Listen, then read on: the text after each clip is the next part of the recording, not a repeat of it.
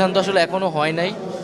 হ্যাঁ, এবং এটা এরকম যদি হয় সেটা আমরা নিজেরাই এটা বলবো, এবং রাজনৈতিক দলে অংশগ্রহণ করার মতো পরিস্থিতি হইলে আমরা সেটা সরকার ছাড়ার সিদ্ধান্ত নিলে আমরা এটা আনুষ্ঠানিকভাবে বলবো। সেরকম কোনো সিদ্ধান্ত এখন পর্যন্ত আমার জায়গা থেকে বা আসিফের জায়গা থেকে আমি যতটুকু জানি যে এরকম হয়নি আসলে।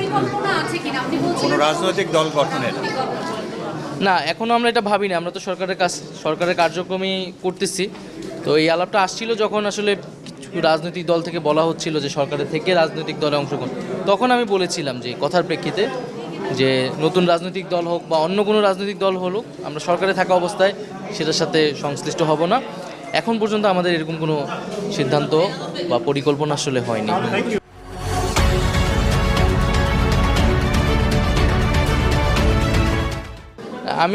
আমি মনে করি যে উৎসটা তারা পরিষ্কার করেনি, সেক্ষেত্রে আরেকটু দায়িত্বশীলভাবে